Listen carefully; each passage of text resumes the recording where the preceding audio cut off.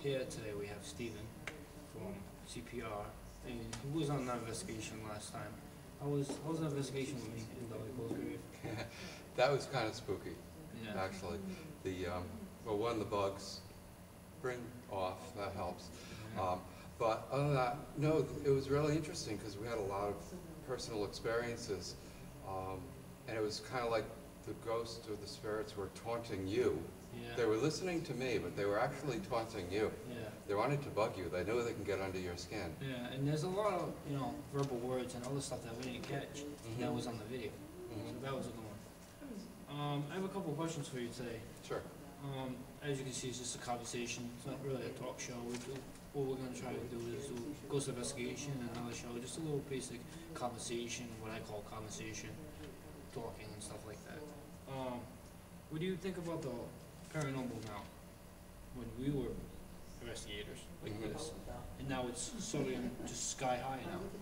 What do you think about that? Is that a good thing for paranormal or people getting involved, or is it necessarily a bad thing where it's actually breaking some businesses like Sprague Mansion, where they don't want investigations anymore because it's kind of hurting the business that they have for the weddings and chapels? Right. Well, I think if you were into the paranormal before and you told somebody that you were a ghost hunter, people would look at you weird. Yeah. And they're like, okay, yeah, you do whatever you do, and kind of walk away. But because of cable television, because of some of the shows that are on nationally, people are watching these shows and getting an interest in the paranormal and getting an understanding of what it is that investigators do and how there's actually real science behind the investigation. Now, paranormal investigation is not a science. It's not something like you can get a degree in or something like that. But it does use scientific techniques to come up with a conclusion or to solve a hypothesis, and which of course is, are there spirits here? Yeah. That's pretty interesting. So I think to answer your question, I think that popularity is good because it raises a lot of awareness to people about what it is. Now, on the bad side of it, it makes it seem like that everyone and their brother is an investigator. True, yeah. You can go to any town and find 10 different ghost hunting groups. Yeah. And they're ghost hunting groups of all different types and sizes. There's some that just, go out and they look for bad things or demons. Yeah. I'm a demonologist. I'm going to go look for that. And that's all they see. Then you get the opposite with groups that are really open and they just look for anything and everything there is. They go in with an open mind. And the same thing kind of works with people who, with groups themselves. There's some groups that will be like, nope, I'm a group, I'm the best, we're the best group, we're not going to put up, or talk with you as a group. But then you get groups like you, me, even the folks that we've met together, the folks from Rise Up and TAPS, they actually embrace bringing in other groups and talking with other groups and learning and talking and sharing. Yeah, I think the good part about it, what I think that a lot of younger kids are actually learning history. And that's obviously, I think that's the good part about it. Sure. Younger kids are learning history, which they don't learn in school sometimes, and they're learning it here because they're actually enjoying programs and getting involved, and they're learning history also.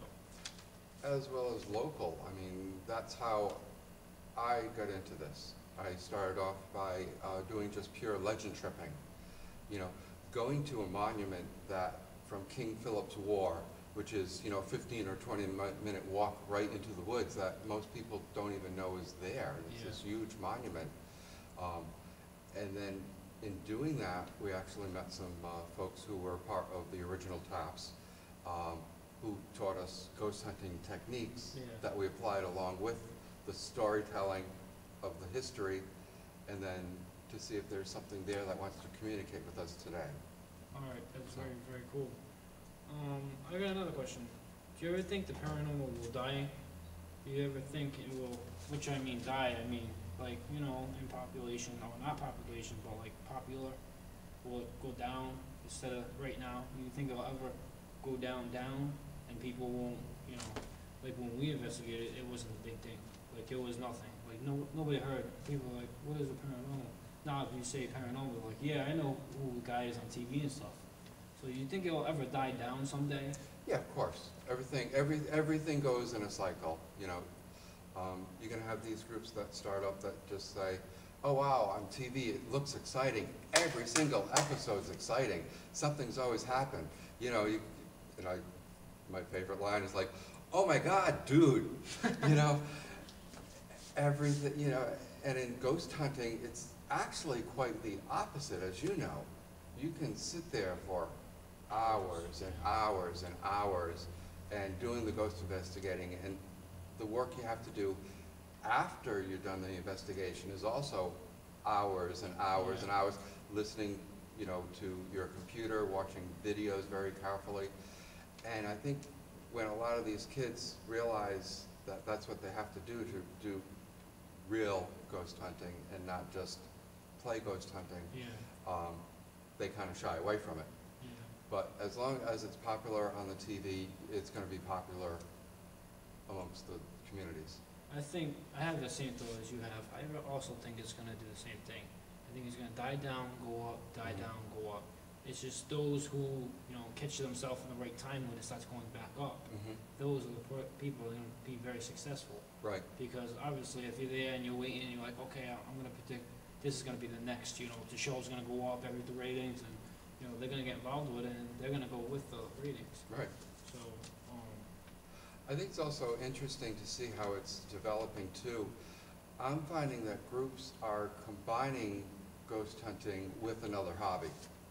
And I think if something like that happens, it's going to stay. There's a group here in Woonsocket. They're the paranormal bikers. And they're, you know, they all jump on their Harleys and they go to a place and do an investigation and take a ride home. You know, so they're mixing two of their hobbies together, which is kind of unique and different. Well, that's very interesting what you said. Actually, the third question I have will fit perfectly with that. Do you think people go too far paranormal? Do you think sometimes they go too over? Yeah, I think instead of going too far, I think they get narrow-minded, is the word. It's kind of like there's certain groups that look for one certain thing when they go out. You know, what I'm going to say, you know, demons. You get a demonologist. That's what they do. They're there. I'm going to go look for demons. I'm demon hunting tonight, instead of, you know, looking for keeping the open mind. And maybe there's a lost spirit that just needs to say to, you know, someone, I'm sorry for something I did, and that's what's keeping them from crossing to the other side. Or maybe they're here waiting for somebody else to cross over, and they want to get that word across. So yeah, when you do it, you have to keep an open mind, and you can't just look for a certain thing. Also, you know, a college student who ran a college program, and if he thought a spirit was over in that corner, he'd actually run and chase it, and he'd threaten it. And he actually at one point took off his belt and was like, I think it was more personal problems with that back history of his own self, but he was actually, you know, you can't threaten all the time. You can't look at one specific thing all the time. You have to keep the open mind. Like your friend that I have met, one of the paranormal investigators, like he said, he was saying to us that now these days, you know, paranormal's getting all right, but now it's something more, you gotta go more to extreme. And like you were saying, when you run the numbers, you know, more extreme demons. Right. So now everybody wants most extreme now. Now they want most dangerous, most anything. So that. Nowadays it's easy to, I don't want to say fake evidence, but to mislead people with very little evidence. You know, say you're on an investigation and somebody is smoking, you know, and some of that smoke gets into their picture. You know, all of a sudden they'll be like, look what I caught. Yeah. You know, Yeah. or an orb appears. I'm not one to think that every orb is something, you know, so they go orb crazy and they look at the orbs. Or, you know, if someone is good with a sound engineer, they can make that noise turn into a sentence. Yeah.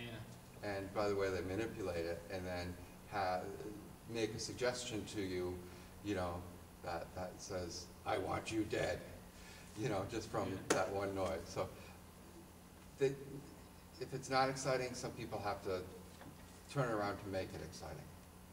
My next show, or a couple of shows later, but just a little brief little sentence. Is there a way that you can actually get a certificate in demonology? Or online, or normal person like you and me, like citizens, not priests, not pastors, can actually go to school or college or online to get a demonology certificate? No, that goes along with what I was saying before.